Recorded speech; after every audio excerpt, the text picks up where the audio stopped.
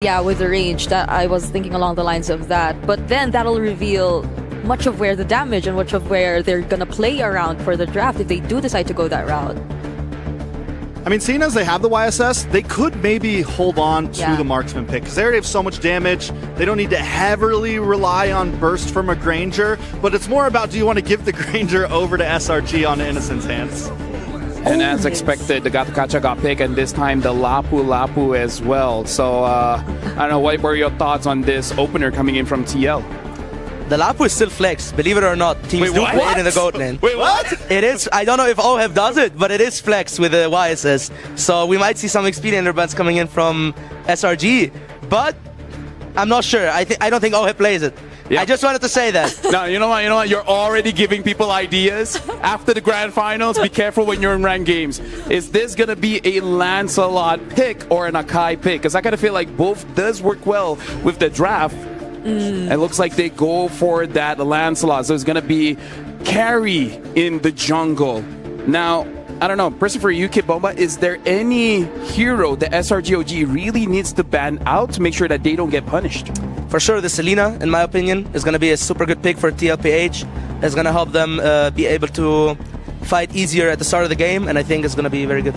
Yeah, I think Selena definitely could be a pickup with the ban. They take out the Ruby, though, because there's the gold lane. It's definitely a possibility. And quick note to that, OHEB, back in the M3 days, was known for playing non-marksman gold laners. We saw things like the Alice back then. We've seen those picks. It beat BTK way back in the day. So good old days, man. I'm just saying, double fighter off lane, all that kind of stuff. So yes, I don't think we can completely count OHEB out. I just don't know if TLPH wants to run it. But you know what? This Ruby ban by SRG, it makes me think about what Kid Bomba said, because the Rubies too can be considered like, yes, a flex, and we want to think of it as a gold lane ban, but if Kid Bomba presented the entire idea of the Lapu flex, then might as well. But yeah, so they go for the Luyi last ban too for Sanji. But then the Selena, that's open. The Valentina, that's open. Yeah, so now looking at the Esmeralda as well as the Glue banned out here, is there any more good EXP laners to deal with this Lapu?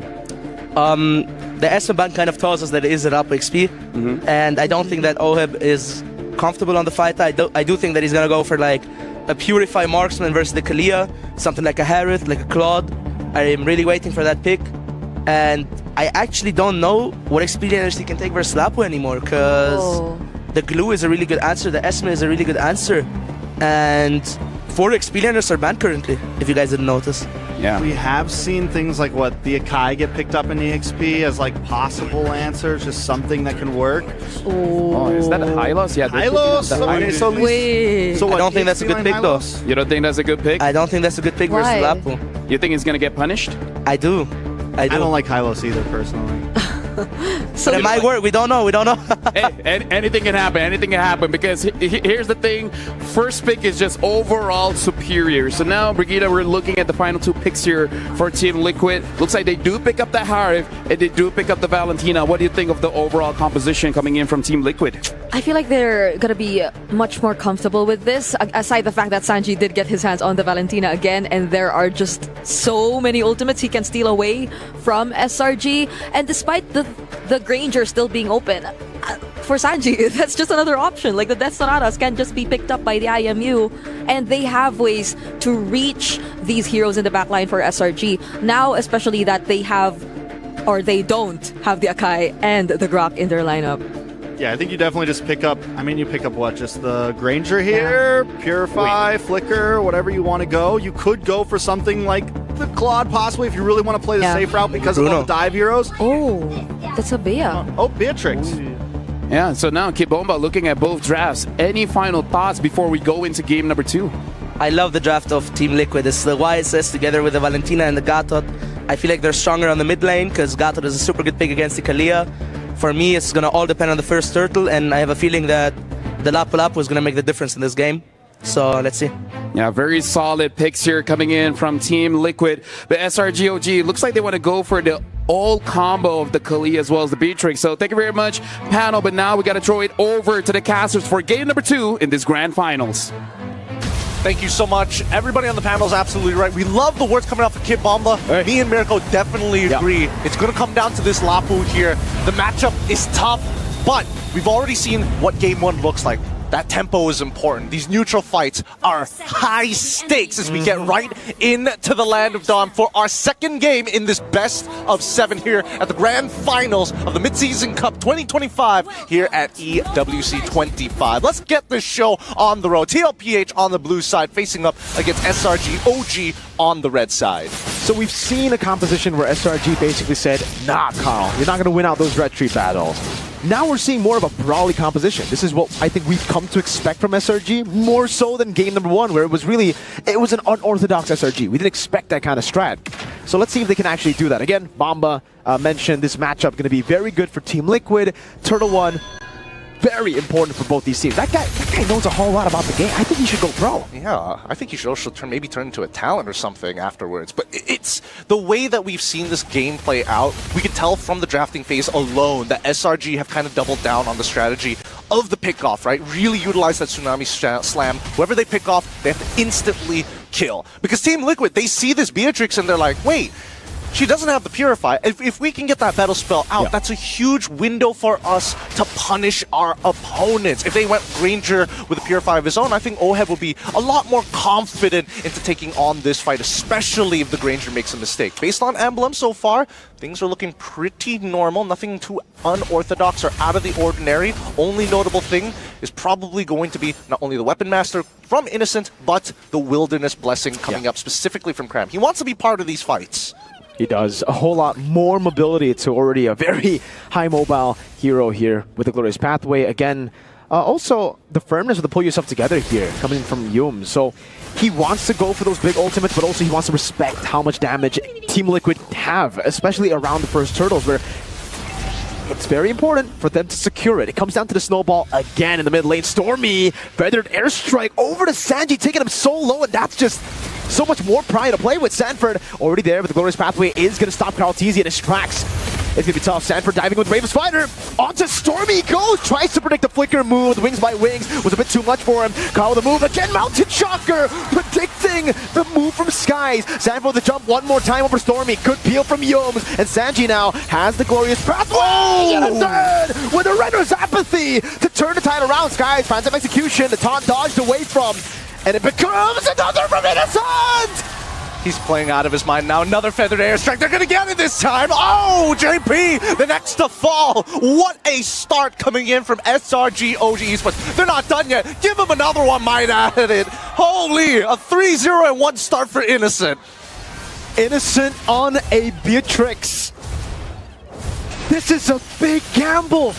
To play this in the grand finals, to be landing these shots. Oh, you can even see Oheb. He sees Innocent move into position and he's like, no.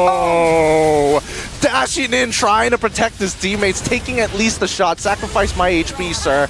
Unfortunately, too late. The angle is good, and you can see Krammy's happy about that very first fight. Now the tempo in control, as you can see by the live cam view, Sanford taking the brunt of that damage. Unlock Cram from his lane. Yums, chill out for a moment. Once we get Beatrix in position, we will be able to clear out these waves and not interact with them. Wait. Nice. Dodge away again. Jumps in. Phantom Execution. Dodge away from Oheb.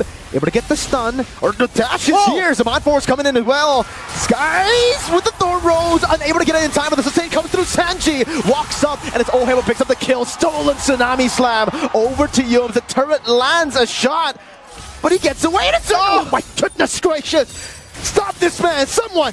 Okay, Innocent, he's still making plays of his own, but this time JP's like, no, Oheb already tried to die for our sins, and he already outplayed the bot side gank. Now, he lifts his hands up saying, not this time, I'll protect you. Now, Team Liquid have pulled this back. Despite the score being 2-4, Selangor Red Giants have a minor lead. It equals out on both sides, but let's look at where the advantages actually are. With all these fast rotations that we've been seeing from Cram's side, he did lose out on a little bit of EXP, which is why you're seeing Sanford at full level and more on his side on Lapu Lapu. He's also helping to pick up that mid-wave to allow Sanji to alleviate his pains. Now, Yums, wait, hold on. That's a genius one purchase coming in from Stormy's side. They want to snowball this game out of control off of this next fight. Both junglers are level 7. Innocent walking up to the mid lane already. Carl Teasy holding on to the push.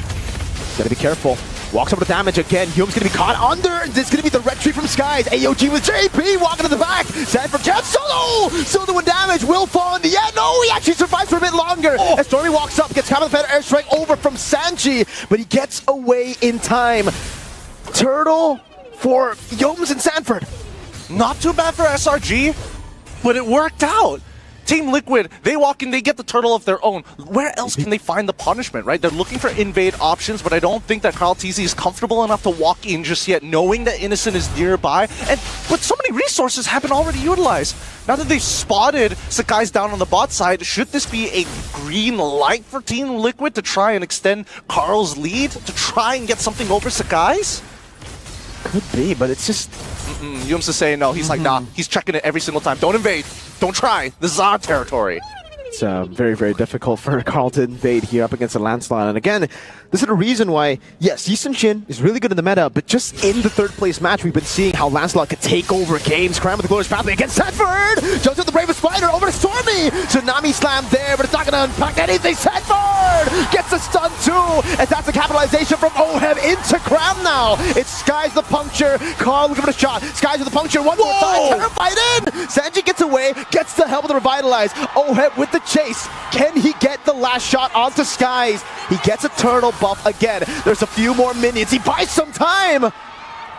He's gonna go down. Skies knows he's dead for sure. He's got no more mana to puncture or even Thorn Rose. And you can see that the TL fans are happy to see this happen. Now, 1.7k lead for the side of Team Liquid. They've evened up the score and even found a lead of their own against SRG OG Esports. What a fight to turn things around. Now, majority of this gold is leading in to both Karl TZ as well as OHEB, but that fight was won by Sanford and JP's combination. Great synergy, knowing Innocent, hey, you get hit by any CC, it's over for you. Dude, I thought when Innocent got 3 kills at the start, it was over. But it just goes to show you how good Liquid are at recovering. That's Sanford who gets caught. He still had the flicker, has the Bravest Spider, saves it. Good damage with the Nemiru's Passion over to OHEB, who's going to be at half. That's a big feather airstrike, not landing at all. Do they want to actually go for this? It looks like they're going to try. Sanford, he's already in. Doing a bit of damage. Taunt over to Skies as well. That's a stun. Dodged away from again. Sanford caught in the midst of it all. That's a Render's Apathy landing on JP. AOG cancelled out of Skies. Jumps over to Thorn Rose. OHEB with Zaman for still jumping back and forth. Another shot from Karl.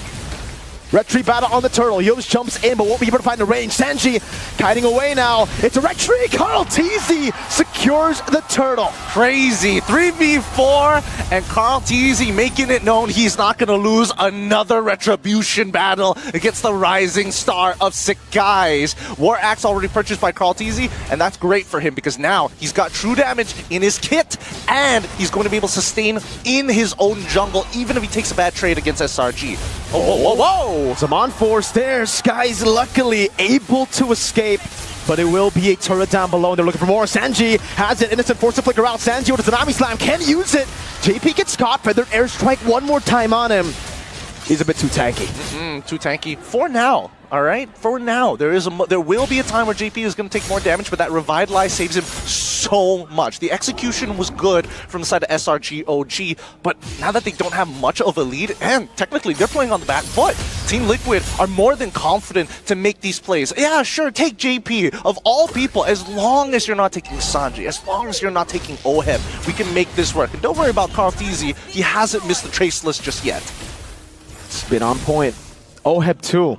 Man, again, he had to lane against a 3-0 Innocent. Has been doing it really well up against a matchup that is still very skill reliant before level 4, right? So Innocent had a lot of that advantage. But now I would want to see the items again to see if OHEB is going for the Starlium build or the Enchanted Talisman build. He's going for Starlium, if I remember Starlium, all right. And it's very close to a Holy Crystal. That is going to be the massive power spike for Team Liquid to take control in these team fights. If we're talking about punishes in terms of the item build, Team Liquid, they're aware that SRG OG, especially for Stormy, going for that Genius Wand, it's like, oh wow, it's huge if you have the lead. And now that they've taken that lead back, yeah, that Genius Wand can do only so much. Purify out of Tsunami Slam. That's a Tsunami Slam over to Skies as well. Zaman Force going to be popped in. JP holds the back line with the help of Sanford with the Ravens Fighter, but still, oh, Sanford gets the stun again, and it finds Innocent in the back line. He's still alive. Sanji walks up again, might be overzealous, now gets all of them, positive Purify, and gets taken up by the Thorn Rose. Sanford look for the kill. Oheb still on the purple buff, gets it away as Yomes disengages, and it ends up being 2 for 2. But Sanford wants to go with the Ravens Fighter one more time. Over to Yomes. Oheb has them on force, and they get Yomes. 10-10, 3.3k lead in an important fight for TLPH to now take the Lord convincingly. Sanford has been so monumental for this squad. The Sansan duo still connected as ever. As SRG OG, they cannot have these extended fights against a team like this. 2 bravest fighters were used in that fight. 2 of them. Goes to show you how balanced the cooldown is on that hero. I mean, hey, it is also Sanford, a signature pick from when we saw him at M4. He did wonders with that pick, and he is doing it here too. It really just seems like the KDA isn't doing it justice, right? 3-4-3. He's not invincible on this pick. SRG have been able to punish it a lot of times, but they have to be very careful once those flickers have been spent. Stormy and Innocent are so vulnerable when they don't have those flickers, and it just makes it so hard for SRG to play the front to back that they want to. That's why we keep reiterating that tempo is so important, especially with like these high execution style of compositions. You're playing a pickoff composition. You start falling behind, Team Liquid can just force resources out of you, and it always feels like you're playing on the back foot. These leads are so big in terms of their 2, maybe even 4K swings, but look at them just zoning them out, right? Come on, throw something at this. Team Liquid is asking SRG to do something about them. Youms try to go up, and it will be the Holy Shield in the mid lane taken. Team Liquid, 6,000 gold lead. The scoreboard isn't looking as, crazy as it was in game number 1. It was SRG dominating. Here it's 10-10, but still, the gold lead all for Team Liquid. Take a look at Oheb now. He's building towards, I believe, a Divine Glaive. He's almost 2,000 gold ahead of Innocent. Again, something to remember is the fact that Innocent went for weapon mastery. So once he gets these big items, it will be a massive power spike. I mean, the Blade of Despair is already pretty huge for him, which is why you're seeing him, try and get some really important damage. But just notice the item builds on the opposite end, right? We're seeing Blade Armors come on through. No Malefic Roar just yet. A Malefic Gun? Sure, but you gotta walk into our range. And that's something that Innocent doesn't really want to do just yet. Worst yet, Carl Teasy's damage is through the roof. 3 items complete and a Winds of Nature. I'm expecting him to get a little more snowbally. He's running the killing spree, right? So if he reduces SRG's health down to at least 50%, he might be able to start chaining kills one after the other. Massive lead for a whole lot for Team Liquid. Again, those are some big power spikes that we were just talking about. What was going to be built up? See Halberd, Divine Glaive. Now what for Oheb? Does he go for CE? Does he go for Immortality, maybe Winter Crown to just survive the burst that's going to be coming through from Innocent and Stormy is the big question. Because JP, he knows he's taken a lot of damage. He would much rather have the Immortality so that he can be back up when he gets taken out. Which is, by the way, the main win condition of Selangor Red Giant. Sanford with the Bravest Fighter walking up again. It's going to be the AOG coming through. Flicker in for Sanford. Goes for the stun. Finds Stormy in the back line. Forcing the Flicker out. And now it's a collapse for Oheb. Sanji in the back. Liver to splash again. Tsunami Slam to bring Cram to give Oheb a mega kill. Big plays being made by the side of Team Liquid ID, but their timings are immaculate. They're forcing these fights against SRG, knowing that they can get something out of them. As long as they don't trade 1-for-1, this is going to be an absolutely free Lord in their hands. 13 minutes into the game, Team Liquid are making a statement to SRG. Game 1, that's just a one-off thing. They're going to time it too. They don't want to take it right now. They know they need to take it after 40, I guess? 40. Yeah, so they want to play with the next wave, not this one. They want to have time to build up those big waves because they know how good the wave clear is for Selangor Red Giants OG Esports. And it's especially dangerous, right? Because if Team Liquid want to siege against SRG, JP has to commit the AOG, and that's not something that they want to do. They want SRG to launch feathered airstrikes, to use the Tsunami Slam first, so that Sanford and JP have an easier time to pinpoint the locations of the backline and where that battle is going to flow. Sanji, I think, probably has to take the brunt of the damage, right? He can't really get into these fights just yet, and I think stealing away Stormy's ult has been a big problem. When he does get it, it's a heavy win for Team Liquid. When he doesn't have it, he's just chilling, waiting. Maybe Cram runs a little too far forward and he can slow that peel down. If he can terrify Sakai's, it's already a big win.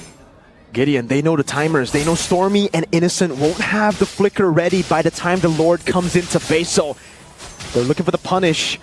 Sanford with the Bravest Fighter over Skies in a 1v1 situation. Good Thorn Rose. Oh, a battle here in the mid lane as well as the Lord is able to charge down and get the turret. But Skies is so far away, but he's baited in the time. He's already distracted Team Liquid. They couldn't punish Stormy and Innocent without the flicker, but they will find Skies. It'll be delayed. Skies is doing a good job at just buying time. Red Tree coming in and the Phantom execution too. But it is inevitable. Last shot. We get a display of those clean punctures before it happens. AOG! Flicker up and it's down again. So good. So very, very good. That's why, when we're talking about the Emperor's Eye, we're talking about just a full view of the map. You would imagine that with those phones, that they can only see so much, but Team Liquid, they see everything on the map, and the same goes for SRG. These punishes are huge, because now that somebody doesn't have that flicker, no huge plays are going to be made. Here we go! Sanford again with the Bravest Fighter, wants to go for it, but a Tsunami Slam locks him down, and JP goes over to taunt Sanford with the flicker backwards again. Turret dealt with already as Carl shoots out the Mountain Shocker, but it doesn't land on anyone. Ooh, that damage! The horse is down, and no, I'm not talking Liquid. I'm talking Cram on the Hylos. Oh, Cram, he's not having much of a game right now. And Team Liquid are having the time of their life. 13-10, 11K gold lead. Most would say that this is, or what I would like to call it, the checkmate angle. However, SRG will hit 42K of their own, but Team Liquid have so many more resources, so many more options when it comes down to the fight. They can start swapping out their immortalities mid-fight if necessary. Winter Crowns might even come into play, but for the time being, it just looks like they just need SRG to make that first move. Ooh, Sanji going to be completing the Winter Crown first. There's a chance he might make a play of his own. I think it's just for survivability, right? He's been placed in very tough situations. This Valentina has really just been mostly utility than it is damage. Yes, he is doing damage, but for the most part, you see the Glorious Pathway. You see the Tsunami Slam. It's not much of the Feathered Airstrike being stolen over by from Liquid, and I think it's for a good reason too. They know they have enough damage. They just need to peel and give space for Oheb and Carl TZ to dish out that damage. So now, it's the Lord Dads. Bottom wave, good for Liquid. Here's the conceal. They're going to try. Cram takes it first. There you go. That's a damage. Cram should be falling here. Goes in for the stun. As Skies walks up too. Cram actually survived with the Glorious Pathway. 1v1. The GOAT goes in and wins it out against the Prince. This will be free. SRG are running back to base. He got hit by the turtle boats. The guy's unable to outplay it. Carl TZ, he's probably laughing to himself. He's like, come on. Lancelot, I'm the Lancelot guy. I am the guy. I have a skin after me, sir. Please, please, show me some respect. You can't 1v1. Nope. Sanford, you're pretty good. Very good. Tsunami Slam coming down. Oheb. Zaman forwards. Carl TZ in the jab. Oh, wow. That's actually a full dive over. Traceless to get away. Oheb still doing a bit too much damage. Jones will lose his immortality too. Carl handling the mini wave. That's 2 members down. Skies will be back up in 1. Innocent holding it down, but without Sanford, can they still look for the siege? They could try. Innocent still has ults to work with. Oh, they've got Feather Airstrike, but they need a stall. JP taking very low penetration. Clips him. Innocent in the back trying to cut away. Oheb gets it, and with the godlike, Sanji freezes up, pops the Winter Crown, and the answer